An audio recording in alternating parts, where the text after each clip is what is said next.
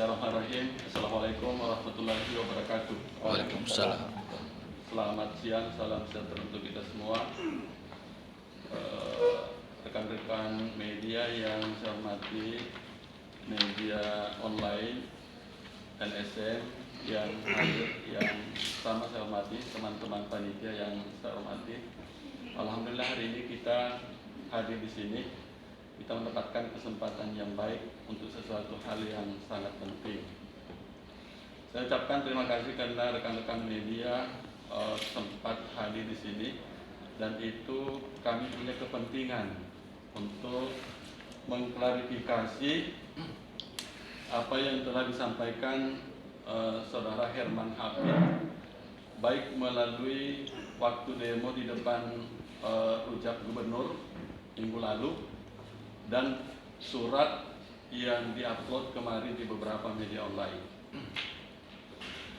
Yang pertama saya ingin sampaikan bahwa Pak Herman Hafid itu adalah sosok yang sangat terkenal.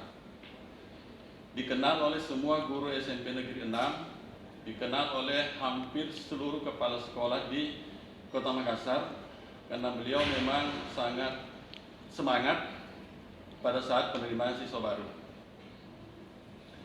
Tahun lalu, ini saya mundur dulu ke belakang. Tahun lalu beliau bawakan saya 5 calon. Setelah melalui proses, lulus 2 karena memenuhi syarat, 3 tidak. Kemudian beliau datang ke saya meminta agar kami luluskan yang 3 itu.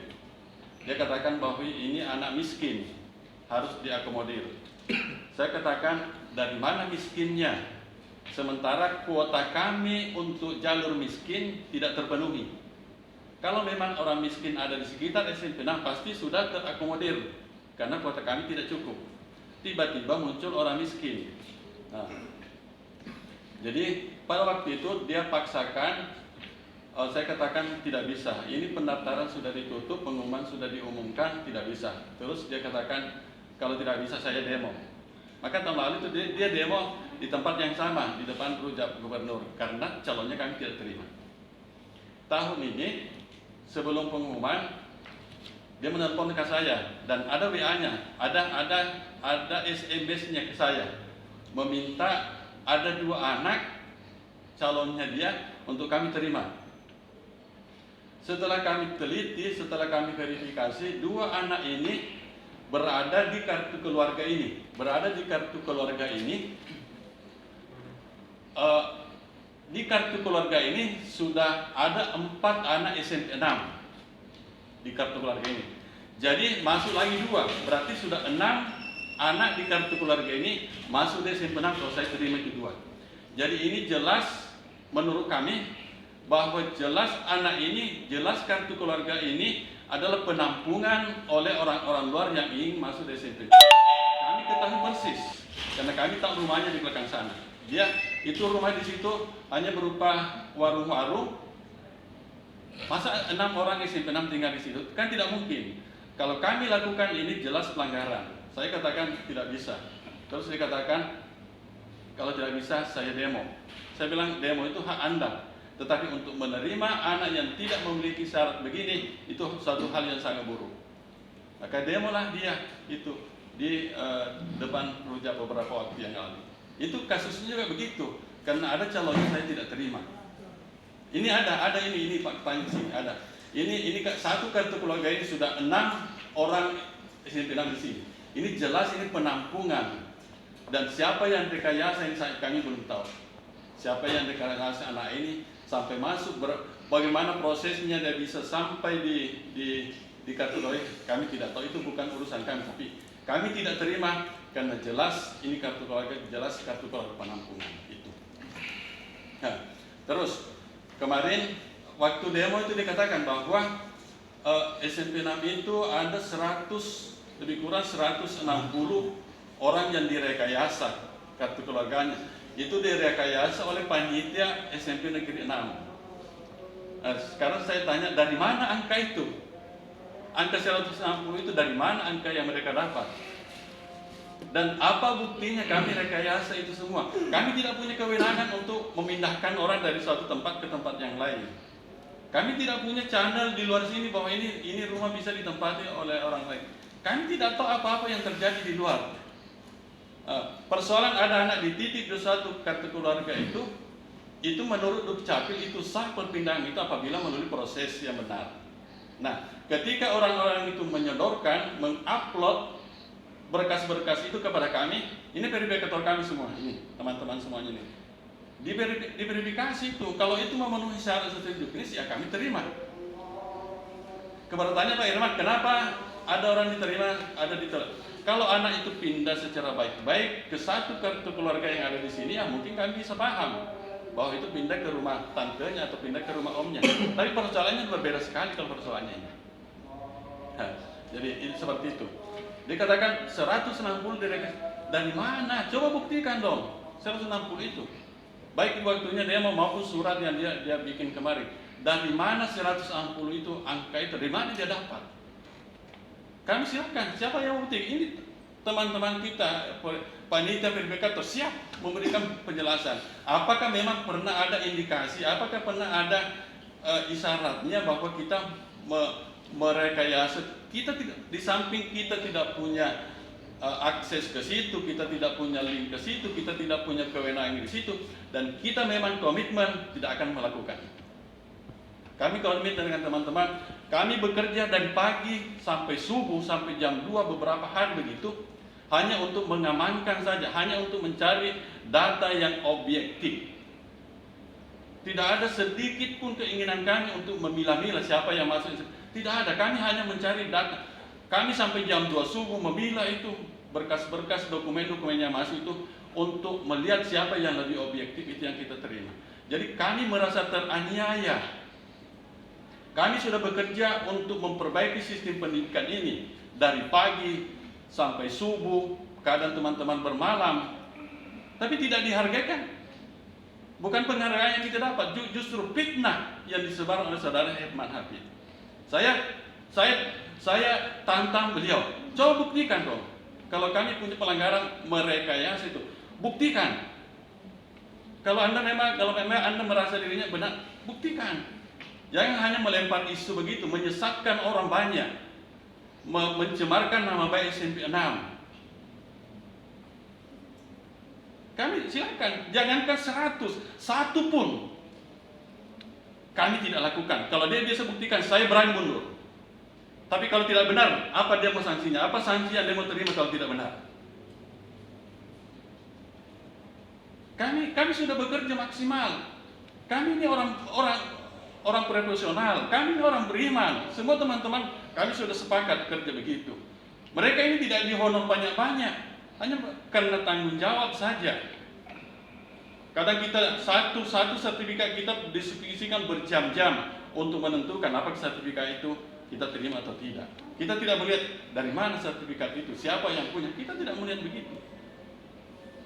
Jadi supaya ini kasus ini tidak menjadi sesuatu yang liar, silakan dong. Jangan hanya melempar isu begitu. Kalau silakan, mana datanya. Tapi kalau tidak benar, apa konsekuensi yang Anda mau tanggung? Jangan hanya membuat masyarakat saja mendapatkan informasi palsu, data palsu. Dia kemarin waktunya dia mau dibawa daftar hadir. Entah daftar hadir siapa itu yang dibawa. Daftar hadir mana? Kami sendiri itu belum membuat absen. Kami sendiri belum membuat daftar hadir. Daftar hadir apa yang mereka bawa itu? Jadi seperti itu, sangat Jadi apa yang dilakukan Herman Hafid itu bukan membangun pendidikan, tetapi menghambat kita semua untuk maju. Karena ini lagi yang kita klarifikasi seperti ini. Teman-teman media ini dipanggil, direpotkan hadir di sini untuk mendapatkan berita dari sumber aslinya.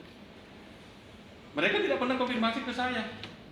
Apakah ada data begitu? Tidak pernah ada orang yang konfirmasi ke saya bahwa ada data 160 siswa di kartu keluarga di SMP 6 yang direkam. Tidak pernah. Ingin ditanyakan silakan. Ini dari tahun dari Bapak tadi juga ada, terdiri ada 6 anak. Jadi bagi saya untuk menyimpulkan apakah dia seorang siswa baru, saya kira itu. Sebenarnya gini Pak. Dari beberapa pemberitaan di media itu Pak mengatakan bahwa dari tahun ke tahun itu ada apa sebenarnya dengan SMP 6 sampai Ya. terekspos keluar? Ya. Dari kejanggalan bagaimana? Terima kasih. Jadi gini deh. Dari tahun ke tahun kami bekerja gitu. Kami bekerja profesional. Kami buka. Jadi beberapa waktu yang lalu datang dari Ombudsman. Kami bukakan data. Silakan dibuka. Berapa yang lulus, berapa yang tidak lulus, bagaimana caranya menentukan kelulusan. Ada di sistem. Kami hanya bekerja dalam sistem itu. Persoalan banyaknya orang menyorot ke SMP 6 kami itu wajar karena SMP 6 ini menjadi sekolah pusat perhatian, sekolah yang kalau saya boleh katakan alhamdulillah prestasi SMP 6 ini luar biasa sampai di tingkat dunia. Kemarin di berita bidik online itu diberitakan bahwa ada 4 anak SMP 6 yang juara dunia dari kelas keberbakat matematika. Kalau persoalan itu wajar. Saya tidak tahu apa kepentingannya orang. Alhamdulillah suratan itu kan ada positif aja negatif. Apa kepentingannya orang? Tapi yang jelas sosok Herman Hafid ini ketika kami tidak terima calonnya, dia balas dengan demo. Tidak sama dengan tahun-tahun sebelumnya, sebelum online mungkin mereka bisa lakukan seperti itu, tapi sekarang tidak bisa. Persoalan ini kami tidak tahu kalau 4 anak SMP 6 yang di atasnya ini rekayasanya Herman Hafid, kami tidak tahu. Tapi yang 2 ini yang disebut ini 2 yang ini ada nomor urut 10 dan nomor urut 11 itu jelas Herman Hafid mendesak ke kami untuk kami terima. Ada SMS-nya di HP saya. Itu. Kami tidak tahu motivasi apa beliau sehingga mereka begitu ngotot untuk memasukkan anak ini di SMP 6 melalui kartu keluarga yang seperti ini. Pihak SMA. Gini, kami memang merasa tersolimi karena kami sudah bekerja maksimal. Kami sudah curahkan seluruh kemampuan, seluruh perhatian untuk melahirkan, untuk menghasilkan hasil PPDB yang transparan, objektif, tapi masih saja tidak diterima, masih saja difitnah seperti ini oleh saudara Herman Hafid. Jadi upaya hukum ini kan pertama, kami tidak mungkin langsung melakukan upaya hukum melapor balik atas tuntutan pencemaran nama baik, atas tuntutan perbuatan tidak menyenangkan. Kami berusaha melalui prosedur yang legal dulu, termasuk ini melalui dulu konfirmasi ke bapak-bapak semuanya, konfirmasi berita dulu. Kalau ini dia kembangkan, kami akan berpikir untuk menempuh jalur hukum. Tapi yang pastinya Bapak hari ini menantang mereka untuk membuka data. Harus itu.